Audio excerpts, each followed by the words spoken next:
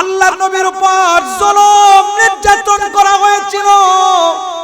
আল্লাহর নবী ব্যক্তিগত বিষয়গুলো মাফ করে দিলেন, কিন্তু আল্লাহর নবী ডাক দেয়া বলেন, তবে কয়েকজন দুশমনে রাসূল, আল্লাহর দুশমন, রাসূলুল্লাহর দুশমন আছে।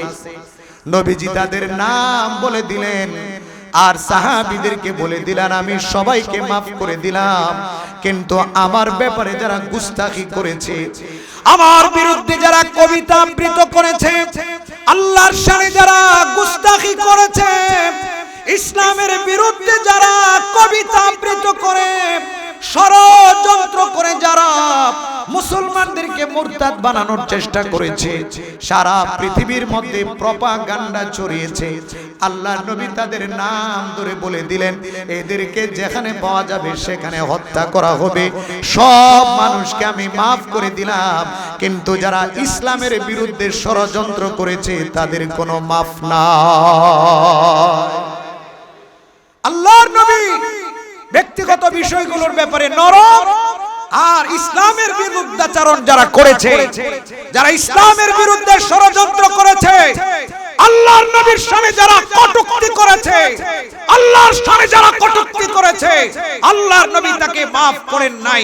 ও মুসলমান, আমরাও নবীজির এই সিরাত, নবীজির এই আদর্শকে বুকে লালন করে বলতে চাই, আমাদেরকে জেল দিবা দাও, আমাদের উপর জুলুম নির্যাতন করবা করো, আমাদেরকে অপমান করবা করো, কিন্তু আল্লাহর নবীর সামনে যদি কটূক্তি করো আমরা বরদাস্ত করব না। কথা বলেন ঠিক না?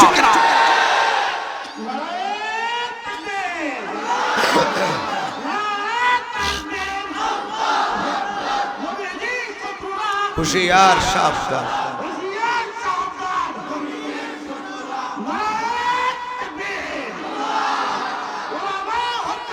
জিন্দাবাদ জিন্দাবাদ জিন্দাবাদ। নবীজি এতটা কঠোর ছিলেন এই ব্যাপারে, নবীজি বলে দিলেন, এই গুস্তাখে রাসূল এবং আল্লাহর এই দুশমনরা তারা যদি কাবার কালো গিলাফ ধরে দাঁড়িয়ে থাকে, কাবার কালো গিলাফ ধরে যদি ওরা দাঁড়িয়ে থাকে, কাবার ওয়াল ধরে যদি ওরা দাঁড়িয়ে থাকে, এরপরেও এদের ক্ষমা নাই, এদেরকে হত্যা করা হবে। এমনকি ইবনুল খাতালকে কাবার গিলাফ ধরা অবস্থায় পাওয়া গিয়েছে, বুখারীর বর্ণনা, তাকে হত্যা করা হয়েছে। এটাই ছিল নবীজির চরিত্র। আজকে উদারতার কথা বলে আমাদেরকে ধোঁকা দেওয়া হয়, ধর্ম যার যার উৎসব সবার বলা হয়, মন্দিরে যে মূর্তির প্রশংসা করা হয় এবং বিধর্মীদের বড়দিনের শুভেচ্ছা জানানোটাকে হালাল মনে করা হয়। কথা বলেন ঠিক? আল্লাহ তাআলা উদার, কিন্তু ইসলামের ব্যাপারে, শিরকের ব্যাপারে আল্লাহ তাআলা কঠোর। যখন কাফেররা, মুশরিকেরা আল্লাহর নবীর দরবারে আসলো, আয়েশা বলে, হে মুহাম্মদ, তোমাদের মাঝে আর আমাদের মাঝে হিংসা বিদ্বেষ, মারামারি, খুনাখুনি, রক্তারক্তি, দলাদলি, একটা সুন্দর প্রস্তাব আমরা নিয়ে আসছি, মারামারি থাকবে না, খুনাখুনি থাকবে না, রক্তারক্তি থাকবে না। মুহাম্মদ আরবি বললেন, ভালো কথা, আমরাও তো চাই মারামারি না হোক, ওরাও কত সুন্দর চমৎকার প্রস্তাব নিয়ে আসছে যেন মারামারি না হয়, কিন্তু এই প্রস্তাবের পিছনে শিরকের বীজ বপন করার তারা ষড়যন্ত্র করেছিল। তারা এক পর্যায়ে ডাক দিয়ে বলে, মুহাম্মদ, সেই প্রস্তাবটা হলো, যেই প্রস্তাব মানলে মারামারি থাকবে না, দলাদলি থাকবে না, সেই প্রস্তাবটা হলো আমরা 1 বছর তোমার এক আল্লাহর গোলামি করব, আর তুমি এবং তোমার অনুসারীরা মুসলমানরা পরের বছর আমাদের 360 মূর্তির পূজা করবে। বলেন নাউজুবিল্লাহ। অনেক চমৎকার উদারতার প্রস্তাব নিয়ে আসছে, তাই না? নবী আলাইহিস সালাতু ওয়াস সালাম চুপ করে বসে রইলেন। আল্লাহ রাব্বুল আলামিন সঙ্গে সঙ্গে আয়াত নাজিল করে দিলেন। শুধু আয়াত না, পরিপূর্ণ একটা সূরা আল্লাহ তাআলা নাজিল করে দিলেন। আল্লাহ রাব্বুল আলামিন ডাক দিয়া বলেন, কুল ইয়া আইয়ুহাল কাফিরুন লা আ'বুদু মা তা'বুদুন ওয়ালা আনতুম আবিদুনা মা আ'বুদ। আল্লাহ রাব্বুল আলামিন ডাক দিয়া বলেন, হে দুষ্ট মুহাম্মদ, আপনি কাফেরদেরকে জানিয়ে দেন, কাফেরদেরকে আপনি বলে দেন, হে কাফেরেরা, তোমরা যে 360 মূর্তির পূজা করো, গায়রুল্লাহর পূজা করো, শিরিক করো, আমি মুহাম্মাদুর রাসূলুল্লাহ সেগুলোর পূজা করব না। আর তোমরা 360 মূর্তির পূজা করে, গায়রুল্লাহর পূজা করে এক আল্লাহর গোলাম কোনদিন গোলাম। নবী করিম সাল্লাল্লাহু আলাইহি ওয়াসাল্লাম উদার ছিলেন ব্যক্তিগত বিষয়ে, কিন্তু ইসলামের ব্যাপারে, শিরকের ব্যাপারে, কুফরির ব্যাপারে, বিদআতের ব্যাপারে নবী ছিলেন সর্বোচ্চ কঠোর। এমন আরো অনেক ওয়াকিয়া আছে। নবী করিম সাল্লাল্লাহু আলাইহি ওয়াসাল্লাম ব্যক্তিগত বিষয়ে ছিলেন উদার, আর ইসলামের বিষয়ে ছিলেন কঠোর।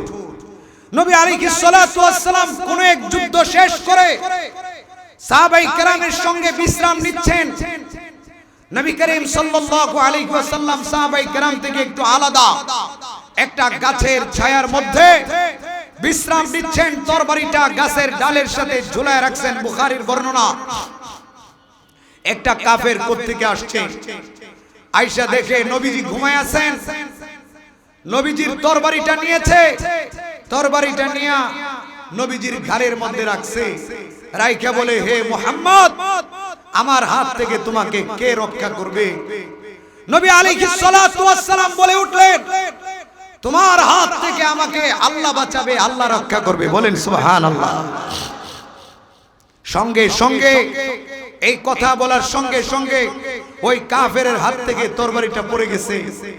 নবী আলাইহিস সালাতু ওয়াস সালাম ওই তরবারিটা হাতে নিলেন, হাতে নিয়ে আবার বললেন, হে কাফের, এখন তুমি বলো আমার হাত থেকে তোমাকে কে রক্ষা করবে?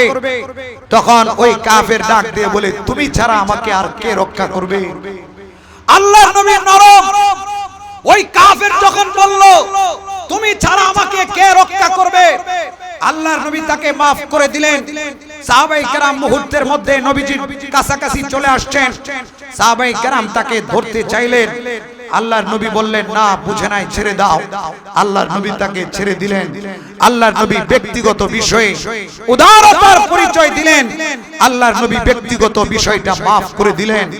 ব্যক্তিগত বিষয়ে ছিলেন নবীজি উদার, আর আল্লাহর শানে, ইসলামের শানে এবং রাসূলুল্লাহর শানে যদি কেউ কটূক্তি করত, নবীজি ছিলেন সবচেয়ে কঠোর। কাব বিন আশরাফ একটা মুশরিক, আল্লাহর নবীর শানে কটূক্তি করত, আল্লাহর নবীর শানে বাজে মন্তব্য করত, কবিতা আবৃত্তি করত। বুখারী শরীফের বর্ণনা, আল্লাহর নবী বলে দিলেন, মান লি কাব ইবনে আশরাফ, হে আমার সাহাবীরা, ওই যে কাব বিন আশরাফ আমার শানে গুস্তাখি করে, কবিতা আবৃত্তি করে, কে আছো কাব বিন আশরাফকে হত্যা করে আমাকে সুসংবাদ শোনায় দিবা। মুহাম্মদ ইবনে মাসলামা রাদিয়াল্লাহু তাআলা আনহু বললেন, আমি। মুহাম্মদ ইবনে মাসলামা রাদিয়াল্লাহু তাআলা আনহু ওই গুস্তাখ রাসূলের ঘরের ভিতরে ঢুকে ওই গুস্তাখ রাসূলকে জাহান্নামে পাঠিয়ে আল্লাহর নবীর দরবারে আয়েশা সুসংবাদ জানালেন। আল্লাহর নবী শুনে খুশি হয়ে গেলেন। এজন্য আমরা বলি, আমাদেরকে মারবা, আমাদের উপর জুলুম নির্যাতন করবা, দুঃখ নাই, কিন্তু আল্লাহর নবীকে গালি দিবা, হে আসাদ নূরেরা, হে রাজীব হায়দারেরা, হে তাসলিমা নাসরিনের তুষাররা, আল্লাহর নবীর শানে গালি দিবা। আমরা স্পষ্ট বলে দিতে চাই, মান সাব্বানা বিজান ফাকতুলুহুর বাস্তবায়ন আমরা নিজেরা করব। আল্লাহর নবীর শানে কটূক্তি করলে আমরা করে বসে থাকবো না, আমরা চুপ করে থাকবো না। যে গুস্তাখ রাসূল আল্লাহর নবীকে গালি দিবে, তার পৃথিবীতে বেঁচে থাকার কোনো অধিকার নাই, কোনো অধিকার নাই। কথা বলেন ঠিক না?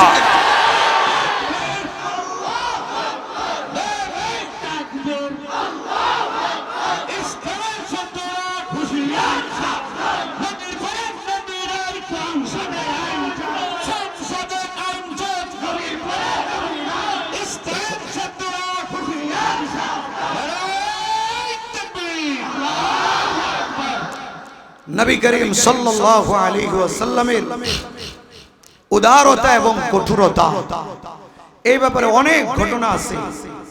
নবী আলাইহিস সালাতু ওয়াস সালাম নরম ছিলেন, সাহাবায়ে কেরাম নরম ছিলেন, উদার ছিলেন, কিন্তু ইসলামের ব্যাপারে, রাসূলুল্লাহর ব্যাপারে তারা ছিলেন কঠোর। নবীজির সিরাতের একটা অংশ, বড় একটা অংশ। নবীজির সিরাতের আলোচনা করতে গেলে কোথা থেকে শুরু হবে, কোথা থেকে শেষ হবে বলার সুযোগ নাই। নবী করিম সাল্লাল্লাহু আলাইহি ওয়াসাল্লামের উত্তম আদর্শ, নবী করিম সাল্লাল্লাহু আলাইহি ওয়াসাল্লামের উত্তম চরিত্রের কথা আমরা কি বলবো? কাফেরদের মুখ থেকে আল্লাহর নবীর চরিত্রের ব্যাপারে এত চমৎকার কথা আসছে, একটা হাদিস বললেই তো লম্বা সময় লেগে যাবে। বুখারী শরীফের 7 নম্বর হাদিস, আল্লাহর নবী কেমন ছিলেন, আল্লাহর নবীর প্রশংসা সম্বলিত একটা হাদিস। আবু সুফিয়ান রাদিয়াল্লাহু তাআলা আনহু মুসলমান হয়েছেন ফতে মক্কার পরে। আবু সুফিয়ান রাদিয়াল্লাহু তাআলা আনহু মুসলমান হওয়ার আগে 6ষ্ঠ হিজরিতে সুলহ হুদাইবিয়ার সন্ধি চুক্তির পরে আবু সুফিয়ান ব্যবসায়ী কাফেলা নিয়ে গেছেন রোম সাম্রাজ্যের দেশে। রোমের সম্রাট হিরাক্লিয়াস সে তালাশ করে আবু সুফিয়ান এবং তার ব্যবসায়ী কাফেলাকে ধরে নিয়ে আসলো মুহাম্মদ আরবি সম্পর্কে জানার জন্য, মুহাম্মদ আরবি সম্পর্কে বুঝার জন্য। আবু সুফিয়ান রাদিয়াল্লাহু তাআলা আনহু এবং তার কাফেলার সমস্ত কাফেরদেরকে ধরে নিয়ে গেল, ধরে নিয়ে রাজ দরবারে বসালো। আবু সুফিয়ান তার সাঙ্গপাঙ্গ সহ সবাই রোম সম্রাটের দরবারে বসলো। রোমের যত বড় বড় মন্ত্রী পরিষদ ছিল, মন্ত্রীরা ছিল, সবাই বসলো। এবার রোমের সম্রাট কাফের খ্রিস্টান সম্রাট হিরাক্লিয়াস সে আবু সুফিয়ানকে জিজ্ঞেস করলো এবং তার কাফেলাকে জিজ্ঞেস করলো, তোমাদের মধ্যে মুহাম্মদকে সবচেয়ে ভালো করে চিনে এমন কে আছে? আবু সুফিয়ান বলল, আমি সবচাইতে ভালো করে মুহাম্মদ আরবিকে চিনি, কারণ আমার সাথে আত্মীয়তার সম্পর্ক আছে। এক হলো দুধ ভাই, আরেক হলো চাচাতো ভাই। আবু সুফিয়ান মুসলমান না, আবু সুফিয়ান কাফের, শুধু কাফের না। তখনকার সময়ে হযরত আবু সুফিয়ান রাদিয়াল্লাহু তাআলা আনহু ছিলেন মুসলমানদের বড় দুশমন। আবু জাহাল নাই, আবু লাহাব নাই, উতবা শাইবা নাই। এই আবু সুফিয়ান এখন নেতৃত্ব দেয় কাফেরদের। ইসলামের বিরুদ্ধে যা যা করা দরকার আবু সুফিয়ান রাদিয়াল্লাহু তাআলা আনহু মুসলমান হওয়ার আগে এগুলা করেন। বলে, আমি হইলাম মুহাম্মদের সবচেয়ে কাছে। রোমের সম্রাট দুবাসীর মাধ্যমে কথোপকথন করলো, তোমাদের এলাকায় যে মুহাম্মদ আছে, মুহাম্মদ আরবির ব্যাপারে আমি কিছু প্রশ্ন করতে চাই। মিথ্যা কথা বলা যাবে না, মিথ্যা যদি বলো তাহলে পিছনের মানুষ যারা আছে তোমার সঙ্গী সাথী তারা যেন লুকমা দেয়, তারা যেন মিথ্যাটা ধরিয়ে দেয়। আবু সুফিয়ান মনে মনে বলে, আমার পিছনে আমার পরিচিত লোকেরা আছে, আমার অধীনস্থ লোকেরা আছে, আমি যদি মুহাম্মদের ব্যাপারে মিথ্যা বলি তাহলে এরা আমাকে সারা জীবন মিথ্যাবাদী বলবে, আমাকে অনুসরণ করবে না, আমাকে নেতা মানবে না। এজন্য মিথ্যা বলার ইচ্ছা থাকা সত্ত্বেও আমি মিথ্যা বলি নাই। এবার রোমের সম্রাট হিরাক্লিয়াস জিজ্ঞেস করে, হে আবু সুফিয়ান, তোমাদের এলাকার যে লোকটা নিজেকে নবী দাবি করে তার বংশ কেমন? আবু সুফিয়ান উত্তরে বলে, আমাদের মধ্যে সবচেয়ে দামি বংশ, উচ্চ বংশের মানুষ। রোমের সম্রাট জিজ্ঞেস করে, আবু সুফিয়ান, তোমাদের ওই এলাকার মানুষটা যিনি নিজেকে নবী দাবি করেন, ওই মানুষটা ইতিপূর্বে তিনি আরো নবুয়তের দাবি করেছেন কিনা? আবু সুফিয়ান বলে, না, এটাই প্রথমবার, এর আগে তিনি নবুয়তের দাবি করেন নাই। রোমের সম্রাট হিরাক্লিয়াস জিজ্ঞেস করে, আবু সুফিয়ান, তার পূর্বপুরুষদের মধ্য থেকে কেউ রাজা বাদশা ছিল কিনা? তার বাবা রাজা বাদশা ছিল কিনা? তার দাদা রাজা ছিল কিনা? আবু সুফিয়ান বলে না না, তার বাবাও রাজা ছিল না, তার দাদাও রাজা ছিল না।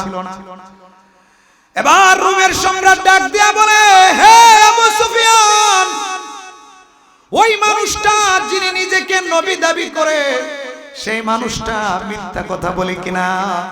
আবু সুফিয়ান বলে না না, মিথ্যা কথা বলে না। বলেন সুবহানাল্লাহ। আবু সুফিয়ানও কাফের, বাদশা হিরাক্লিয়াস খ্রিস্টান। আবু সুফিয়ান রাদিয়াল্লাহু তাআলা বলে না না, মিথ্যা বলে না। রোমের সম্রাট হিরাক্লিয়াস জিজ্ঞেস করে, আবু সুফিয়ান, ওই মানুষটা তোমাদের সাথে গাদ্দারি করেছে কিনা, ধোঁকাবাজি করেছে কিনা, ওয়াদা বরখেলাপ করেছে কিনা? আবু সুফিয়ান রাদিয়াল্লাহু তাআলা ডাক দেয়া বলে, এই পর্যন্ত করে নাই, তবে এখন তার সাথে আমাদের চুক্তি চলে। এই চুক্তির মধ্যে সে কি করবে আমরা বলতে পারি না।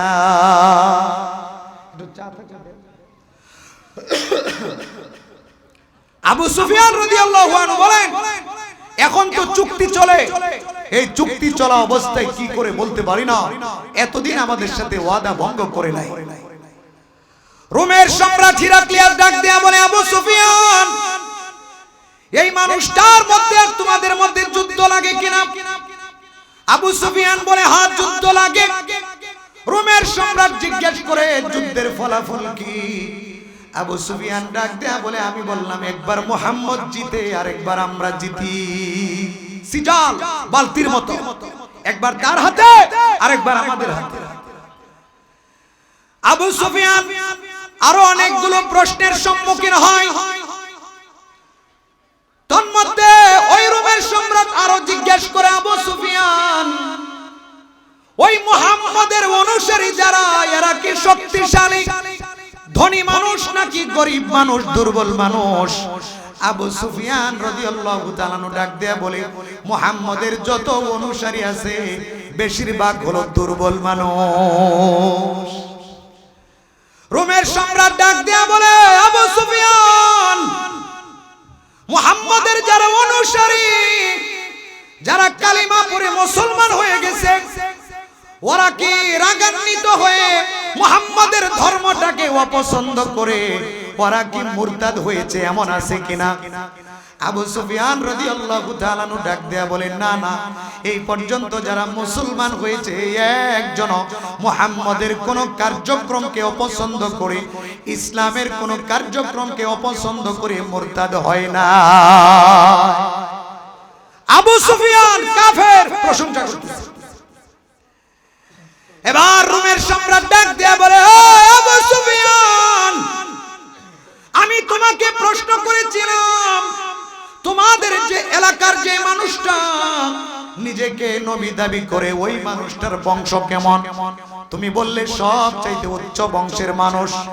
শুনে রাখো, শুনে রাখো, আল্লাহ নবী পাঠান কোন নিম্ন বংশে না, আল্লাহ নবী প্রেরণ করেন উচ্চ বংশ দেখে। হে আবু সুফিয়ান, তুমি বললাম, আমি যখন তোমাকে প্রশ্ন করলাম ওই মানুষটা ইতিপূর্বে আরো মিথ্যা দাবি করেছে কিনা, নবুয়তের দাবি করেছে কিনা, তুমি বললে না না। তাহলে বোঝা গেল এই মানুষটা যেহেতু আগে কোন নবীর দাবি করে নাই, এখন নতুন করে নবী দাবি করতেছে, তাহলে মনে হয় মিথ্যা বলছে না। হে আবু সুফিয়ান, আমি তোমাকে জিজ্ঞেস করেছিলাম এই মানুষটা মিথ্যা কথা বলে কিনা, তুমি বললে না মিথ্যা কথা বলে না। হে আবু সুফিয়ান, যারা নবী হয় তারা মিথ্যা কথা বলে না, আর তোমাদের সাথে যেহেতু মিথ্যা কথা বলে নাই, তোমাদের ব্যাপারে যেহেতু মিথ্যা কথা বলে নাই, তাহলে আল্লাহর উপরও মিথ্যা কথা বলবে না। আজ পর্যন্ত তোমাদের সাথে যেহেতু মিথ্যা কথা বলে নাই, তাহলে আল্লাহর সাথে মিথ্যা কথা বলবে যে আল্লাহ আমাকে নবী বানায় পাঠাইছেন, এটা হতে পারে না। রোমের সম্রাট ডাক দেয়া বলে, আবু সুফিয়ান, আমি তোমাকে জিজ্ঞাসা করেছিলাম তার পূর্বপুরুষ কেউ রাজা বাদশা ছিল কিনা, তুমি বললে না না, তার পূর্বপুরুষ কেউ রাজা ছিল না, বাদশা ছিল না। শুনে রাখো, যদি তার বাবা যদি রাজা থাকতো, দাদা যদি রাজা থাকতো, তাহলে আমি ধরে নিতাম যে বাবার রাজত্বের দাবি করছে, দাদার রাজত্বের দাবি করছে, মনে হয় মিথ্যা নবীর দাবি করছে।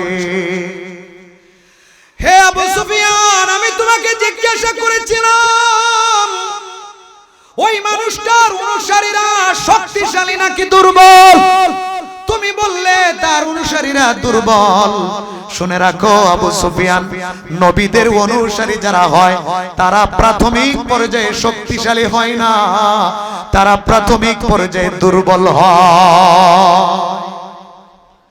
হে আবু সুফিয়ান, আমি তোমাকে প্রশ্ন করেছিলাম মুহাম্মাদের অনুসারীরা মুহাম্মাদের কোন কার্যকলাপকে অপছন্দ করে, ইসলামের কোন কার্যক্রমকে অপছন্দ করে মুরতাদ হয়ে যায় কিনা, নাস্তিক হয়ে যায় কিনা, মুহাম্মাদের ধর্ম ছেড়ে দেয় কিনা?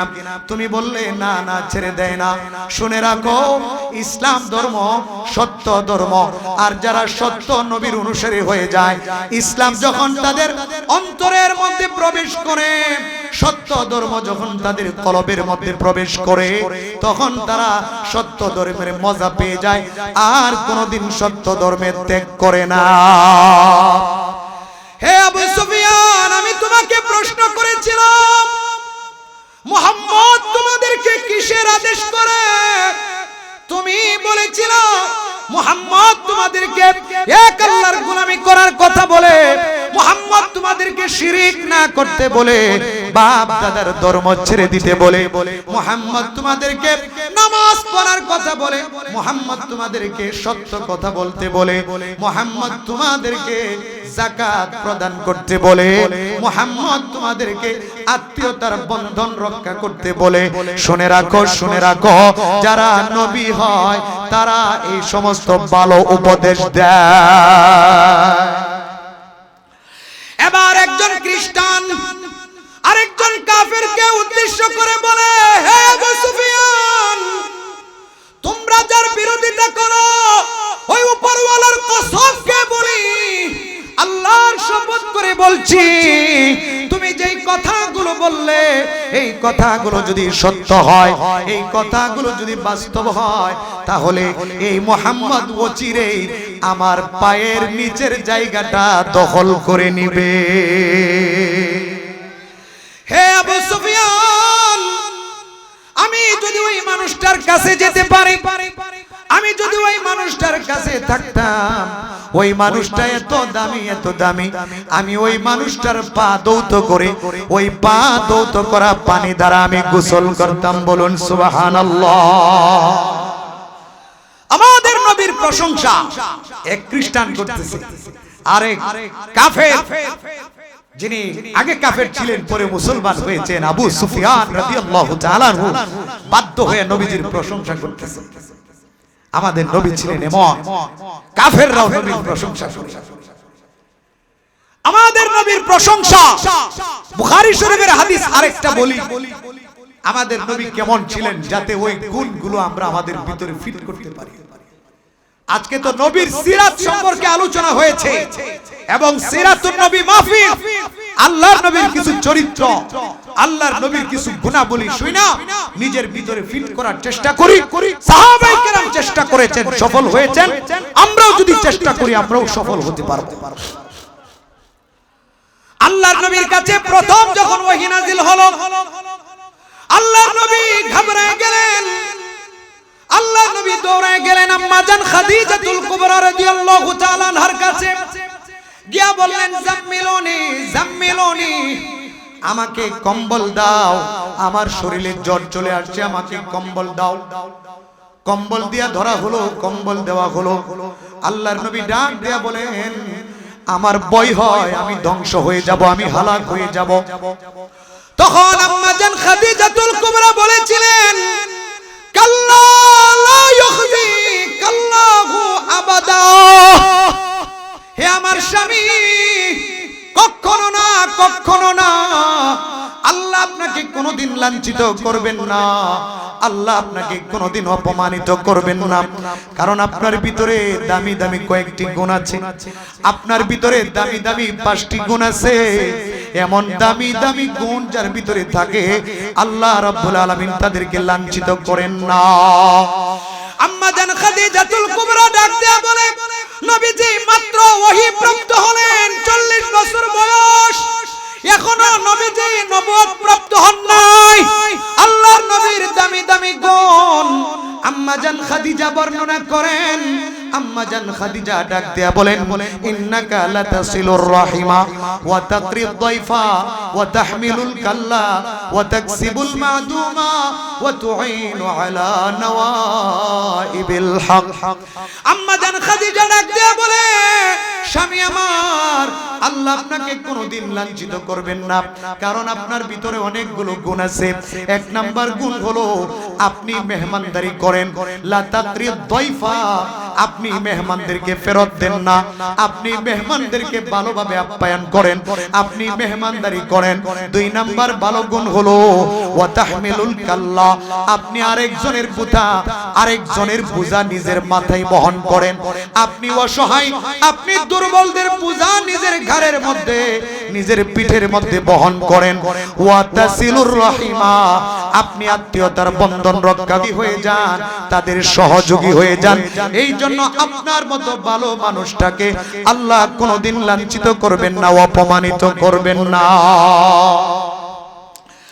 মুসলমান বাবাজিরা রে, আমার যুবক ভাইরা, আল্লাহর নবীর এই দামি দামি গুণগুলো সাহাবায়ে কেরাম নিজের ভিতরে ফিট করেছিলেন। হযরতে আবু বকর আল্লাহর নবীর এই গুণগুলো নিজের ভিতরে ফিট করেছিলেন। এই জন্য হযরতে আবু বকর সবচেয়ে দামি হয়ে গেছেন।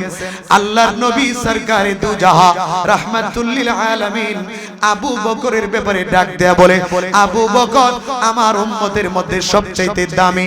আবু বকর যতক্ষণ জান্নাতে না যাবে, আমার উম্মতের কোন মুসলমান জান্নাতে যাবে না। আবু বকর এত দামি হয়ে গেছে, জান্নাতের বাবুস সালাহ, বাবুর রায়্যান, বাবুস যাকাত, বাবুল হজ, সবগুলো দরজা আমার আবু বকরকে একসঙ্গে ডাকবে। কারণ কি? আল্লাহর নবীর যত ভালো ভালো গুণ ছিল, সবগুলো গুণ হযরতে আবু বকরের ভিতরে ছিল।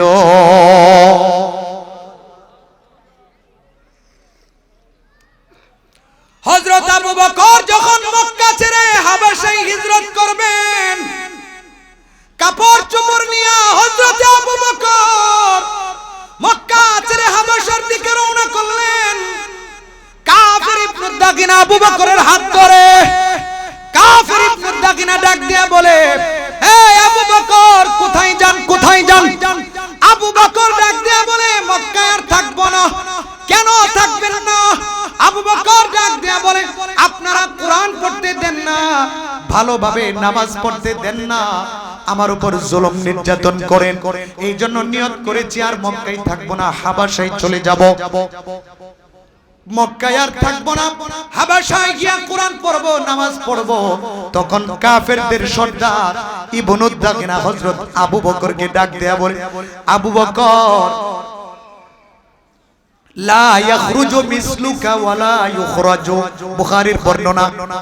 আবু বকরের ব্যাপারে কাফের ডাক দেয়া বলে, আপনার মতো ভালো মানুষ মক্কা ছেড়ে চলে যেতে পারে না, আপনার মতো ভালো মানুষকে মক্কা ছেড়ে যেতে দেওয়া যায় না, কারণ আপনার ভিতরে ভালো ভালো কিছু গুণাবলী আছে। ইন্নাকা লাতাসিলুর রাহিমা ওয়া তাহমিলুল কাল্লা ওয়া তুঈনু আলা নওয়াইবিল হক। আবু বকরকে ডাক দেয়া বলে, আবু বকর, আপনার ভিতরে ভালো ভালো কিছু গুণ আছে। এক নাম্বার ভালো গুণ হলো আপনি লাতাসিলুর রাহিমা, ওই যে নবী মুহাম্মদের মতো আপনিও আত্মীয়তার বন্ধন রক্ষা করেন। 2 নাম্বার ভালো গুণ ওয়া তুঈনু আলা নওয়াইবিল হক, আপনি সত্যের পথিকদেরকে পথ দেখান, সহযোগিতা করেন। 3 নাম্বার ভালো গুণ হলো ওয়া তাহমিলুল কাল্লাম, আপনি মানুষের বোঝা বহন করেন, দুর্বল অসহায়দের বোঝা আপনি নিজে মাথার মধ্যে বহন করেন। 4 নাম্বার ভালো গুণ হলো ওয়া তাকসিবুল মাদুমা, আপনি অসহায় নিঃস্বদের পাশে দাঁড়ান, তাদেরকে সহযোগিতা করেন। এই জন্য আপনার মতো ভালো মানুষ মক্কা ছেড়ে চলে যেতে পারে না। আবু বকর এইভাবে নবীজির গুণাবলী নিজের ভিতরে ফিট করে তিনি দামি হয়ে গেছেন। সাহাবায়ে কেরাম নবী আলাইহিস সালাতু ওয়াস সালামের গুণাবলীগুলো নিজেদের ফিট করে নিজেদের ভিতরে ফিট করে দামি হয়ে গেছেন। নবীজিকে আদর্শ হিসেবে গ্রহণ করে আমরাও আজকের এই সিরাতুন নবী মাহফিলে শুধু নবীজির চরিত্র জানলে হবে না, নবীজির চরিত্রগুলো আমাদের ভিতরে আস্তে আস্তে ফিট করতে হবে। সাহাবায়ে কেরাম যেমন নবীজির আদর্শে আদর্শিত হয়ে দামি হয়েছে, আমরাও যদি নবীজির আদর্শে আদর্শিত হতে পারি আমরাও দামি হয়ে যাব। আজকের সিরাতুন নবী মাহফিলে নবীজির বড় আরেকটা চরিত্র, বড় আরেকটা গুণ আপনাদের সামনে আজকের এই জনসমুদ্রে আমি পেশ করতে চাই। সেটা হলো জিহাদ ফি সাবিলিল্লাহ, আল্লাহর রাস্তায় জিহাদ করা, আল্লাহর রাস্তায় রক্ত দেওয়া, আল্লাহর রাস্তায় শহীদ হওয়া।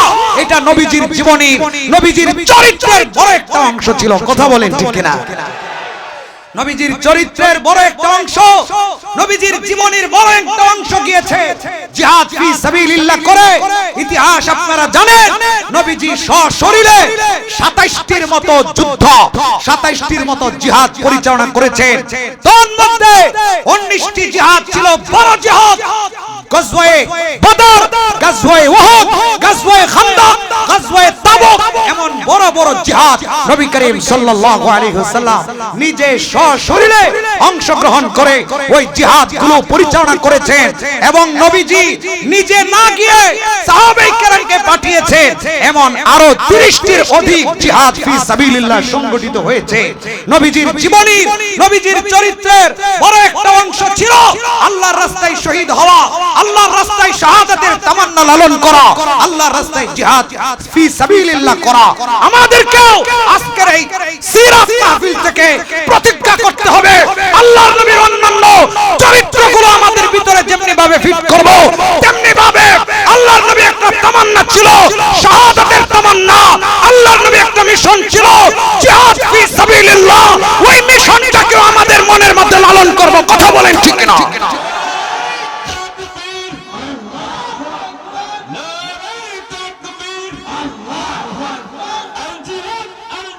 সাবিলুনা সাবিলুনা।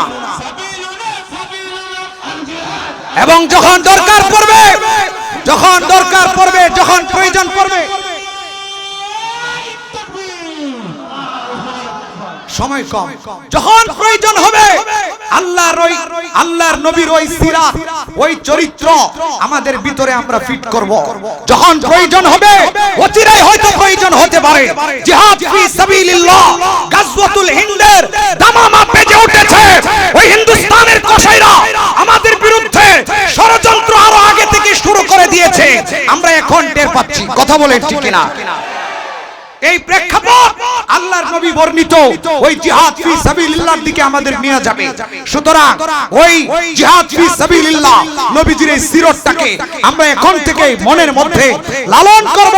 আল্লাহর নবী যেমন সব সময় শাহাদাতের তামান্না করতেন, বুখারী শরীফের যে হাদিসটা আমি আপনাদেরকে পাঠ করে শুনিয়েছি, আল্লাহর নবী বলেন, ওয়াল্লাযী নাফসু মুহাম্মাদিন বিয়াদি, ওই সত্তার কসম যেই সত্তার হাতে আমার জীবন, আল্লাহর কসম নবী বলছেন, লাওয়াদিতু আন্নী উকতালু ফি সাবিলিল্লাহ, আমি মুহাম্মদের মনে চাই আমি যেন আল্লাহর রাস্তায় শহীদ হতে পারি, সুম্মা উহিয়া, আবার যেন আমাকে জীবিত করা হয়, আবার যেন আমি শহীদ হতে পারি, আবার যেন আমাকে জীবিত করা হয়, আবার যেন আমি শহীদ হতে পারি।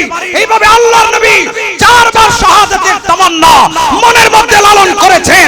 এই জন্য কসাই নদীদেরকে আমরা বলে দিতে চাই, আমাদেরকে হুমকি দিয়ে লাভ নাই। হে আমেরিকা, আমাদের দিকে চোখ রাঙানি দিয়ে লাভ নাই। এই ময়মনসিংহের মুসলমান, মুক্তাগাছার মুসলমান, বেগুনবাড়ির মুসলমান, সারা বাংলাদেশের 16 কোটি মুসলমান হাদির ভাইরা, শহীদ শরীফ ওসমান হাদির ভাইরা, এরা ভয় পায় না, এরা রক্ত দেওয়ার জন্য, এরা জীবন দেওয়ার জন্য, এরা আল্লাহর নবীর মতো শাহাদাত বরণ করার জন্য এদের রক্ত টকবক করতেছে। এদেরকে হুমকি দিয়া এদেরকে রাজপথে নামাতে বাধ্য করব না। আমরা রাজপথে নামলে পালাবার রাস্তা খুঁজে পাবে না, পালাবার রাস্তা খুঁজে পাবে না। কথা বলেন ঠিক না?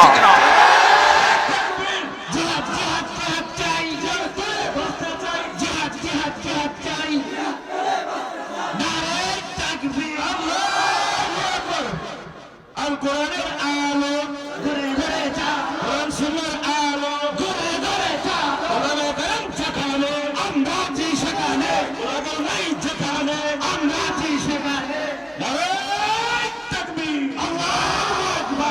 ময়মনসিংহের মুসলমান, আমি আপনাদের কাছ থেকে প্রতিজ্ঞা নিতে চাই, যদি আমাদের জীবদ্দশায় ওই গাজওয়াতুল হিন্দের ডাক চলে আসে, গাজওয়াতুল হিন্দের দামামা বেজে ওঠে, এক পাশে থাকবে মুসলমান, আরেক পাশে থাকবে কাফের, এক পাশে থাকবে মুশরিক, আরেক পাশে থাকবে মুমিন, এক পাশে থাকবে তাগুতের সৈনিকেরা, আরেক পাশে থাকবে আল্লাহর সৈনিকেরা, এক পাশে থাকবে জালেমরা, আরেক পাশে থাকবে মাজলুমরা, এক পাশে থাকবে শান্তিকামী মুসলমান, আরেক পাশে থাকবে সন্ত্রাসীরা, এক পাশে থাকবে জাহান্নামীরা, আরেক পাশে থাকবে জান্নাতীরা, এক পাশে থাকবে কসাই মোদির সৈনিকেরা, আরেক পাশে থাকবে শরীফ উসমান হাদির সৈনিকেরা, আল্লামা মামুনুল হকের সৈনিকেরা, আল্লামা জুনায়েদ বাবুনগরী রাহমাতুল্লাহি আলাইহির সন্তানরা।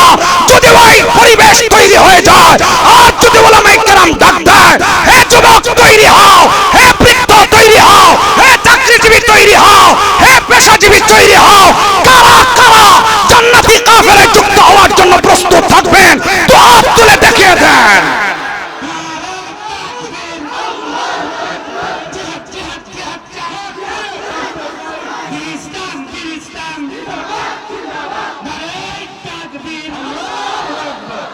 অচিরেই সেই পরিবেশ আসতে পারে, এজন্য শাহাদাতের তামান্না মনের মধ্যে রাখতে হবে। কথা বলেন ঠিক কিনা? শহীদ হলে কোনো লস নাই, বরং লাভ আর লাভ। কথা বলেন ঠিক কিনা? আরে মরতে তো একদিন হবে, ওই শরীফ উসমান হাদির মতো মরতে পারলে সৌভাগ্য, কপাল কপাল। কথা বলেন ঠিক কিনা? এই 54 বছরে নাকি এত বড় জানাজা হয় নাই, যত বড় জানাজা হয়েছে শরীফ উসমান হাদির। মানুষ জানাজার নামাজের মধ্যে আমরা নিজেরা গিয়েছি, দেখেছি শরীফ উসমান হাদিকে কত আলেমরা মহব্বত করে, দেশ প্রেমিকরা মহব্বত করে, আল্লাহ ওয়ালারা মহব্বত করে। সন্ত্রাসীরা ভেবেছিল শরীফ উসমান হাদিকে হত্যা করে তারা এই দেশের দেশ প্রেমিকদেরকে নিবৃত করবে। শরীফ উসমান হাদিকে হত্যা করার মাধ্যমে জালেমরা ভেবেছিল, সন্ত্রাসীরা ভেবেছিল সন্ত্রাসীর বীজ এদেশে বপন করতে পারবে, কিন্তু না। এক শরীফ উসমান হাদির শাহাদাত বরণ করার পরে কোটি কোটি মুসলমান যুবকেরা হাদি হিসাবে প্রতিজ্ঞা নিয়েছে। কথা বলেন ঠিক না? তারা এখন সবাই হাদির ভূমিকা পালন করতে চায়। সুতরাং হে মুসলমান, আমাদেরকে শহীদ শাহাদাতের তামান্না মনের মধ্যে লালন করতে হবে। আল্লাহ শহীদদেরকে জীবিত রাখে, শহীদদেরকে আল্লাহ রিজিক দেন। পবিত্র কোরআনুল কারীমের মধ্যে আল্লাহ সুবহানাহু ওয়া তাআলা কয়েক জায়গায় ডাক দিয়ে বলেন, আল্লাহ সুবহানাহু ওয়া তাআলা এক জায়গায় ডাক দিয়ে বলেন, ولا تحسبن الذين قتلوا في سبيل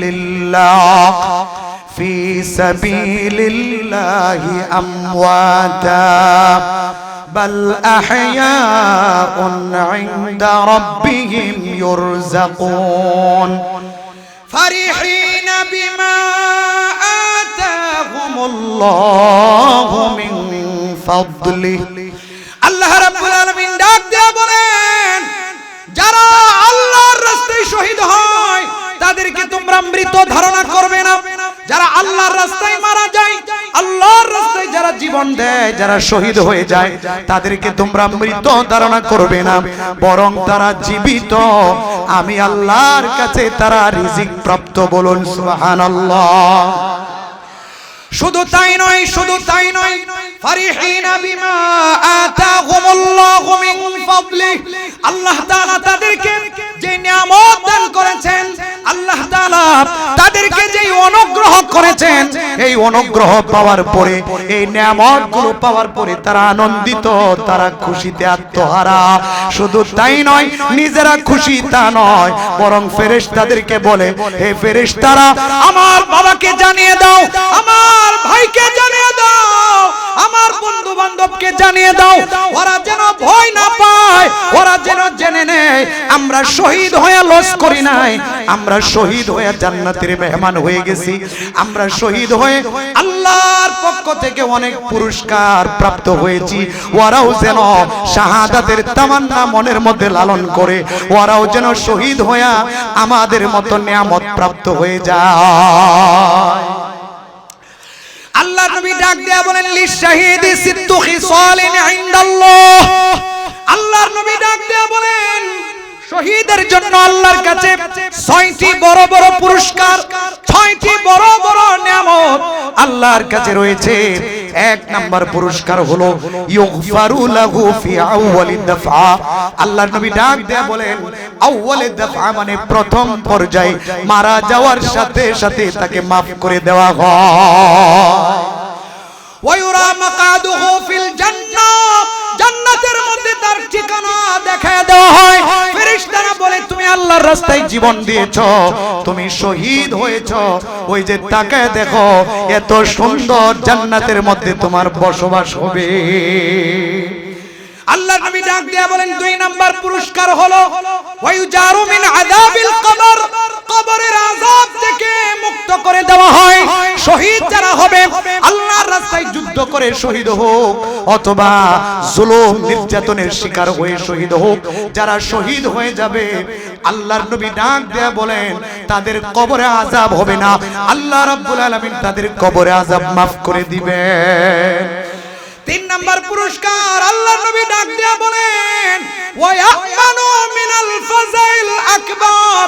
কিয়ামতের ময়দানে সবগুলো মানুষ যখন ভীত সন্ত্রস্ত হয়ে পড়বে, সবগুলো মানুষ যখন পেরেশান থাকবে, তখন যারা শহীদ হবে এদের কোনো পেরেশান থাকবে না, এদের কোনো টেনশন থাকবে না, এরা নিশ্চিন্তা থাকবে।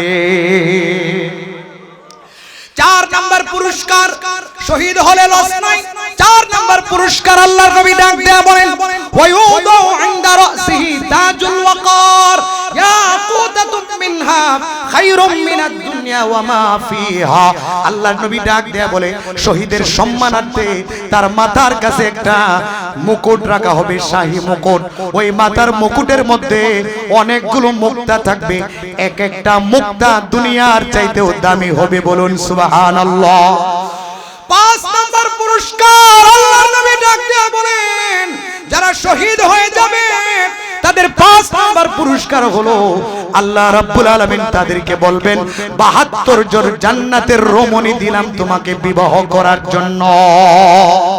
ছয় নাম্বার পুরস্কার আল্লাহর নবী ডাক দেয়া বলে যারা আল্লাহর রাস্তায় শহীদ হয়ে যাবে, শহীদকে বলা হবে একা জান্নাতে যাবে কেন, যাও যাও তোমার পরিবারের ৭০ জন মানুষকে তুমি জান্নাতে নিয়ে যাও। মুসলমান বাবাজিরা, আমার যুবক ভাইয়েরা, এইজন্য ভয় পাবেন না, শাহাদাতের তামান্না মনের মধ্যে লালন করবেন। আল্লাহর নবী ডাক দিয়ে বলে যাদের মনের মধ্যে শাহাদাতের তামান্না নাই, শাহাদাতের তামান্না না নিয়ে মারা গেছে, মুসলিম শরীফের বর্ণনা, তারা সত্যিকারের মুসলমান হয়ে মরে নাই, মুনাফিকের অংশ নিয়ে মারা গেছে, বলেন নাউজুবিল্লাহ। এজন্য শাহাদাতের তামান্না মনের মধ্যে লালন করব। শহীদদের অনেক মর্যাদা, জান্নাতীরা যখন জান্নাতি হয়ে যাবে সব মানুষগুলো খুশি আনন্দে আত্মহারা হয়ে যাবে, জান্নাত থেকে বের হতে চাবে না। এক শ্রেণীর মানুষ তারা জান্নাত থেকে আবার দুনিয়াতে আসতে চাবে। আল্লাহ রাব্বুল আলামিন ডাক দিয়ে বলবেন, এই তোমরা কারা জান্নাতের নাজ নিয়ামত পাওয়ার পরেও, এত নিয়ামত পাওয়ার পরেও তোমরা দুনিয়াতে যাইতে চাও, তোমরা কারা? শহীদরা ডাক দেয়া বলবে, আল্লাহ আমরা হলাম তোমার জন্য রক্ত দিয়ে, তোমার দ্বীনের জন্য রক্ত দিয়ে শহীদ হয়েছিলাম, শাহাদাত বরণ করেছিলাম, আমরা আবার দুনিয়াতে যেতে চাই। আল্লাহ বলবেন কেন তোমরা দুনিয়াতে যেতে চাও? শহীদরা বলবে, আল্লাহ জান্নাতের মধ্যে শহীদদের যে মূল্যায়ন দেখলাম, জান্নাতের মধ্যে শহীদদের যে মর্যাদা দেখলাম, আমাদের মনে চায় আবার দুনিয়াতে যায় আবার শহীদ হয়ে আসব, আবার দুনিয়াতে যায় আবার যদি শহীদ হয়ে আসতে পারে তাহলে আরো মর্যাদার অধিকারী হতে পারবো, আরো মূল্যায়ন পেতে পারবো। এই জন্য আমাদেরকে আবার দুনিয়াতে পাঠাও, আবার আমরা তোমার জন্য, তোমার দ্বীনের জন্য লড়াই করে রক্ত দিয়ে শাহাদাত বরণ করতে চাই, বলুন সুবহানাল্লাহ। এজন্য মুসলমান বাবাজিরা, আমার যুবক ভাইয়েরা, শাহাদাতের তামান্না লালন করব। এটা নবীজির সিরাত, নবীজির জীবনী, সাহাবায়ে কেরামের জীবনী। সাহাবায়ে কেরাম শাহাদাতের তামান্না মনের মধ্যে লালন করতেন। হযরতে সাইয়্যিদুনা ওমর ফারুক রাদিয়াল্লাহু তাআলা আনহু সব সময় আল্লাহর কাছে দোয়া করতেন, আল্লাহুম্মা রযুকনা শাহাদাতান ফি সাবিলিক, হে আল্লাহ আমাকে তোমার রাস্তায় শহীদি মৃত্যু দান করবা। আল্লাহ রাব্বুল আলামিন দোয়া কবুল করেছেন, শাহাদাতের মৃত্যু হয়েছে।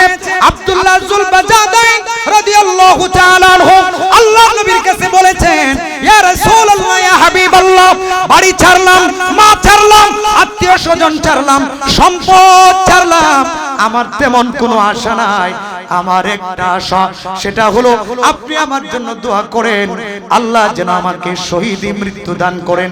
আল্লাহর নবী দোয়া করেছেন, দোয়া কবুল হয়েছে, আব্দুল্লাহ শাহাদাতের মৃত্যু বরণ করেছে।